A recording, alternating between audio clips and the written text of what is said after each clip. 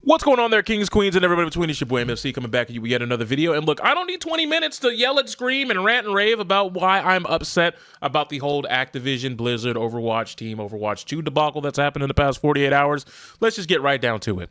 For all of you who are screaming and ranting at the top of your lungs about, woe is me, the walls are caving in. If you are someone who currently likes playing Overwatch 2, you like booting it up and you like enjoying it, you like playing ranked, mystery heroes, you like playing quick play or whatever custom game you may choose.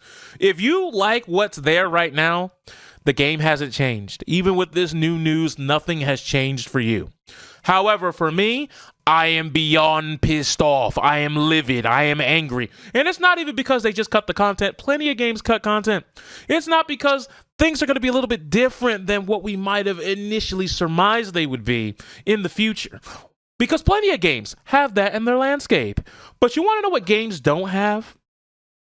Games don't have an issue with lying to the consumer to their face and expecting them to just keep going along for the ride. Because, folks, my main issue is if you've watched the GameSpot interview, if you've seen what's in there and you peruse the transcript, you will have known something that should leave something stuck in your craw. Something that should be literally proverbially kicking your ass. Let's talk about it. They said that they knew for over a year now that this could potentially happen, that the campaign as it was originally presented to us could be on the chopping block, which means that they knew this stuff like late 2021, early 2022, that this was potentially on the chopping block.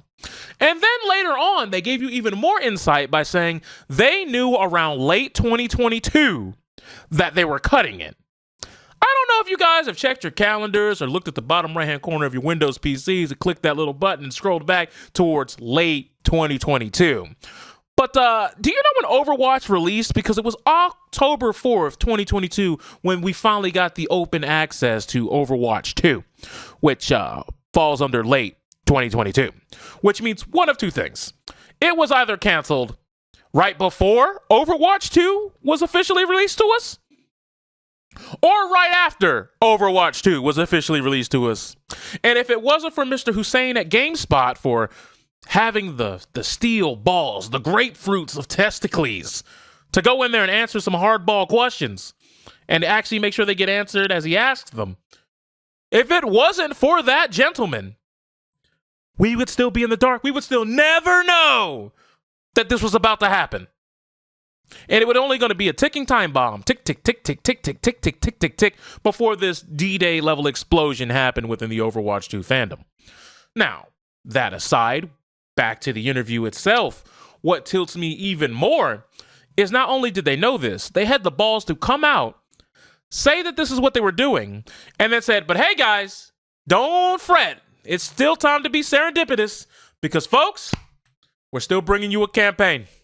A win's a win. A win is a win. And I'm like, folks, if they're bringing us a campaign that they're going to be sprinkling and drizzling across the game's lifespan, in which the litmus test, in the same aforementioned interview, is using the technologies from the Bride of Junkenstein event and the archive events, what we're left with is a very low bar that tells me it's just the archive events from Overwatch 1 again. So there was no reason.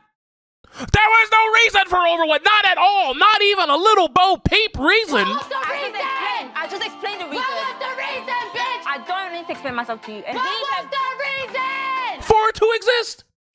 I'm not green eggs and having it. And neither should you. This is just them taking the piss at this point because they have put so much faith that these events are going to put out a nice little bait on a reel and reel everybody back in. But what you forget is how many people who are not playing Overwatch saw the Star Watch event and said, oh yeah, Star Watch, woo! That didn't happen, did it? How about in Overwatch, or how at the beginning of Overwatch 2 when they came out with the Halloween event and we got the Bride of Junkenstein? How many people came back specifically for that? Usually these events are something you play for 45 minutes, hour and a half. And if it's just going to be like regular campaign mode story stuff, let's be honest, that's something you might play once or twice, or dare I say, God forbid, you watch a YouTuber or two Play through it. You watch the cutscenes on one of those cutscene uploading channels like day one the game comes out, and then you'd be like, huh, that was neat. Anyways, I'm going to hop on and just play my normal game modes, or if I don't really care about Overwatch in that way and I only care about the mythos, I won't be playing the game at all. That's typically what we're going to have.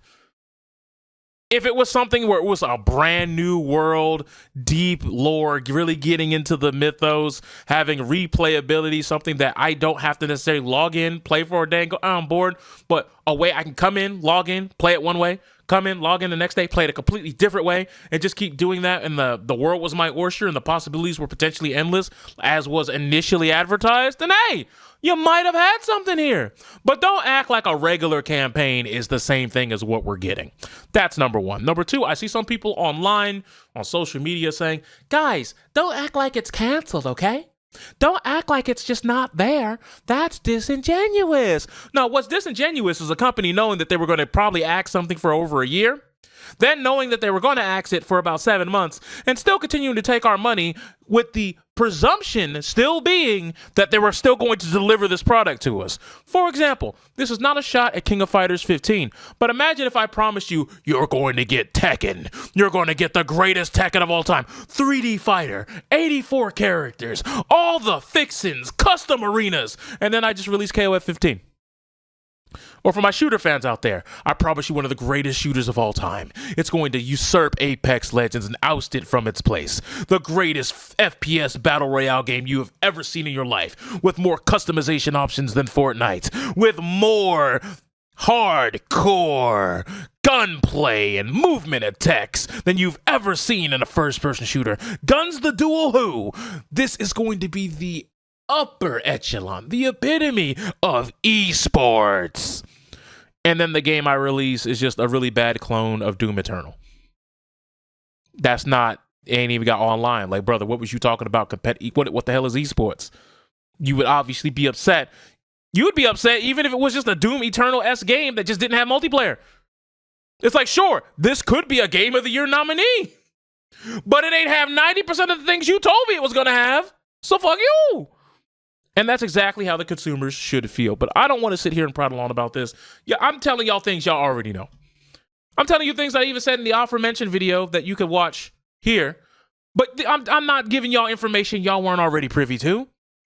I just wanted to get my thoughts out there because I'm still mad. It's been several hours and I'm still wound up tighter than a Woody. The toy from Toy Story, not...